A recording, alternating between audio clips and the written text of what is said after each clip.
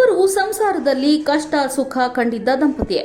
ವೈವಾಹಿಕ ಜೀವನದಲ್ಲಿ ಜೊತೆಗೆ 44 ವರ್ಷಗಳಿದ್ದ ದಂಪತಿ ಇಂದು ಇಬ್ಬರು ಒಟ್ಟಿಗೆ ಸಾವಿನ ಮನೆ ಕದ ತಟ್ಟಿದ್ದಾರೆ. ಈ ಮೂಲಕ ಸಾವಿನಲ್ಲೂ ಗಂಡ ಹೆಂಡತಿ ಒಂದಾಗಿದ್ದಾರೆ.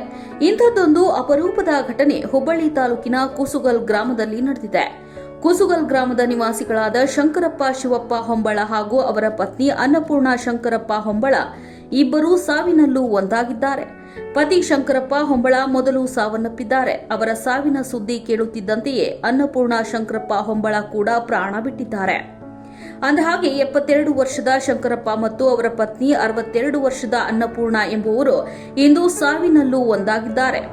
72 ವರ್ಷದ ಶಂಕರಪ್ಪ ಅವರು ಇಂದು ಬೆಳಗ್ಗೆ 6 ಗಂಟೆಗೆ ಹೃದಯಾಘಾತದಿಂದ ಮೃತಪಟ್ಟಿದ್ರು. ಈತ ಗಂಡನ ಮೃತ ಸುದ್ದಿ ಕೇಳಿ ಕೆಲವೇ ಕ್ಷಣಗಳಲ್ಲಿ ಪತ್ನಿ ಅನ್ನಪೂರ್ಣ ಅವರು ಕುಸಿದು ಬಿದ್ದು ಮೃತಪಟ್ಟಿದ್ದು, ಇಬ್ಬರು ಮಕ್ಕಳು ಹಾಗೂ ಮೊಮ್ಮಕ್ಕಳನ್ನ ಅಗಲಿದ್ದಾರೆ. ಇನ್ನು ಅವರ ಅಗಲಿಕೆಗೆ ಕುಸುಗಲ್ ಗ್ರಾಮಸ್ಥರು ಸಂತಾಪ ಸೂಚಿಸಿದ್ದಾರೆ.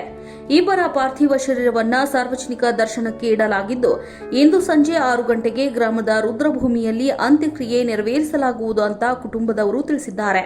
ಒಟ್ಟಿನಲ್ಲಿ ಉತ್ತಮವಾಗಿ ಜೀವನ ನಡೆಸಿ ಮಾದರಿಯಾಗಿದ್ದ ಇಬ್ಬರು ದಂಪತಿಗಳು ಒಂದೇ ದಿನ ಇಹಲೋಕ ತ್ಯಜಿಸಿದ್ದು ಬೇಸರದ ಸಂಗತಿಯಾಗಿದೆ.